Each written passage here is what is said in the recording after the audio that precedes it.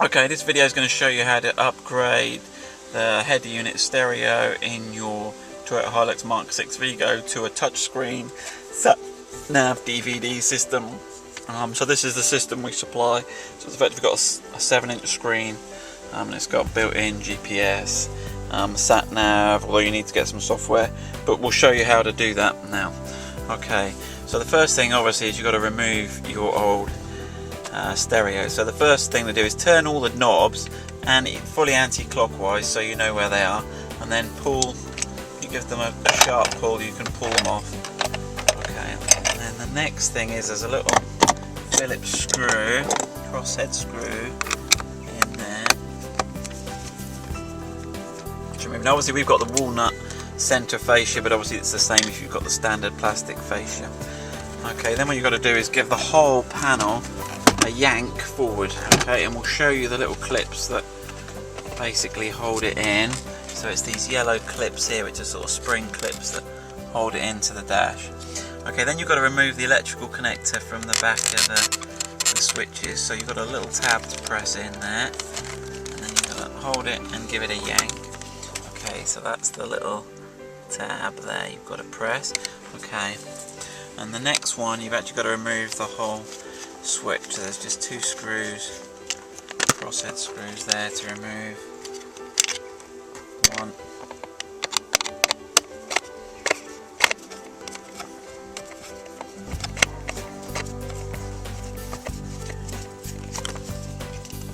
Two. And that removes.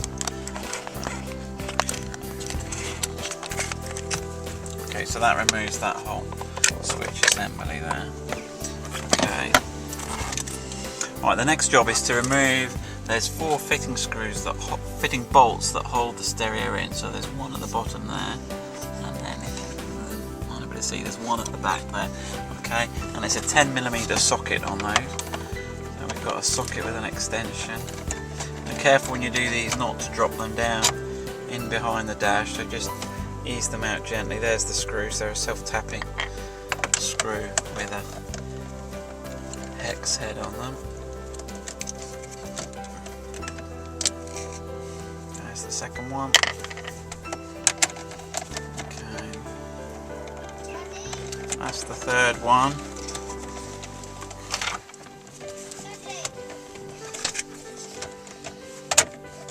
Okay. And the last one.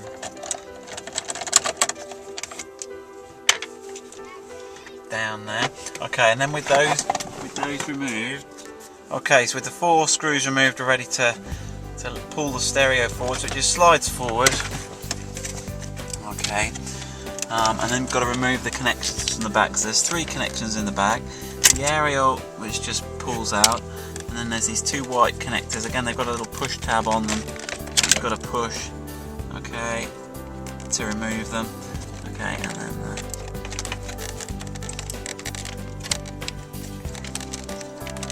okay, and then remove the second plate, like so.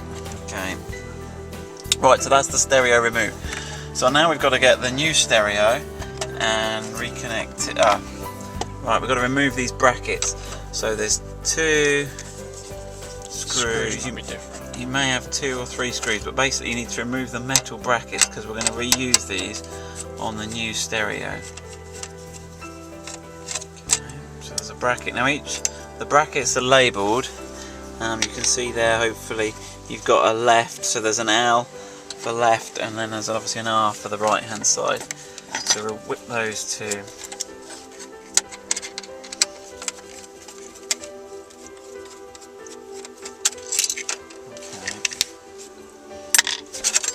Right, so we can now dispense with that and get the new unit out.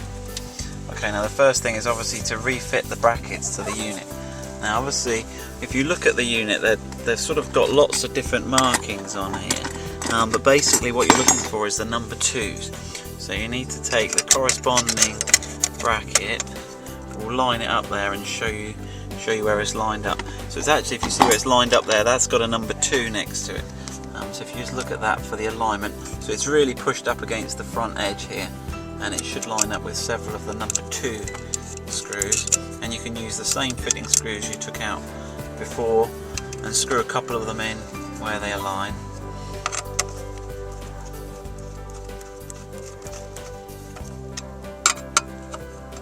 Okay, and then flip the unit over on the other side. Again, get the corresponding bracket, we'll show you the location, like so, and then put the screws in.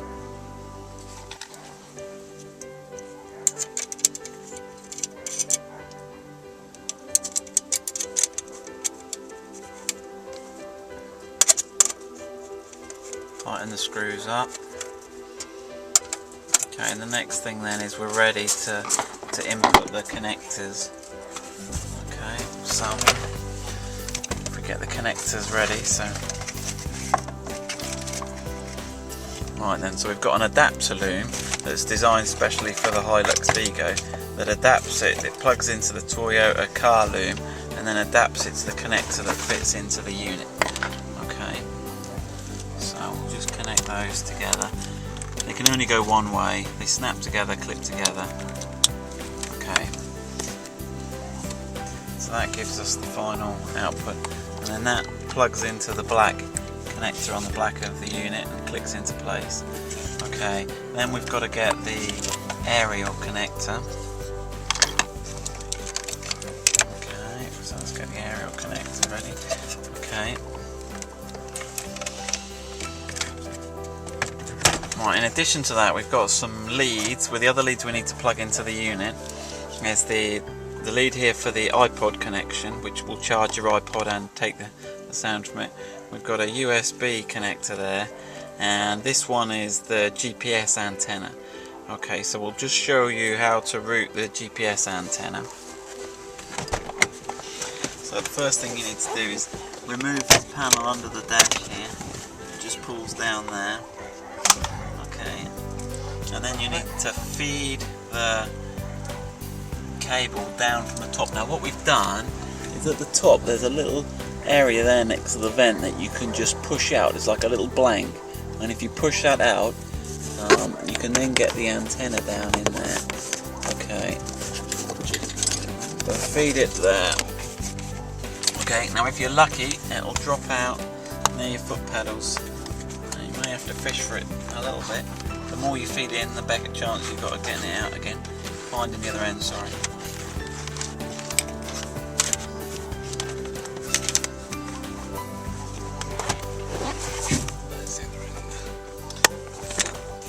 There it is. So if you pull that down.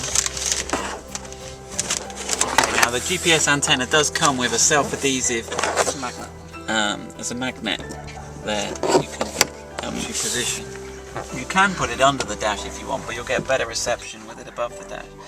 And then what you need to do is thread it back through the dash so that it comes out behind the stereo here. Okay, now that then plugs onto the back of the unit, onto that gold plated connection there next to the aerial. Okay, and that screws on, that simply spins on. Okay, tuck the excess cable out of the way. Okay, now we're going to thread the iPhone lead, so we need to thread this connector end here up through the back. Now the most convenient place we found to have it is coming out of one of these switch blanks. If you just pull that panel off, that panel just pulls forward. Okay, and then if you thread that up behind there, okay, you should be able to get it from the top.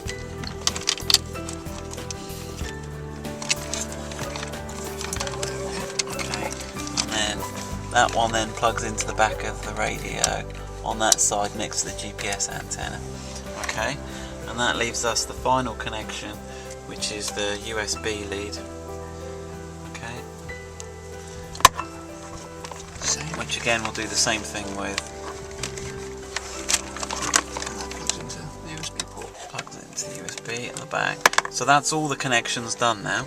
Okay, so now the unit's ready to fit into place. Okay, so it locates on the locating pins and the screws line up. Okay, so it's fully secured. Make sure it sits back properly with none of the cables jammed at the rear. and then you can refit the M10 bolts. Okay, well Matt's refitting the bolts. Down here what you can do is with the switch blank, when you've got the switch blanks, thread the iPhone lead through the area where the switch blank was fitted. Okay. And likewise with the USB extension. So this is if you want to connect an MP3 player or charge another USB device.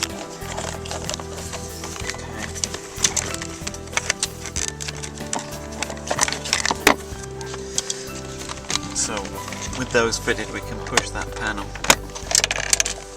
back into place. Okay, and that's just finishing the last screw. Now, being careful not to drop the screws when you're fitting that.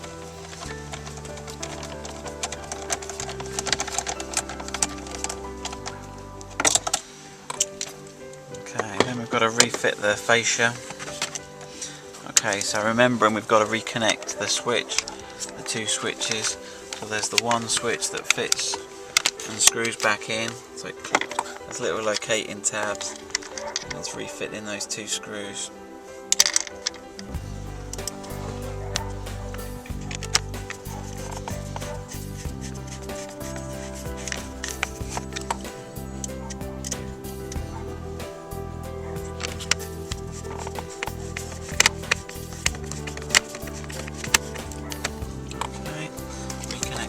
Onto that's the fan speed motor.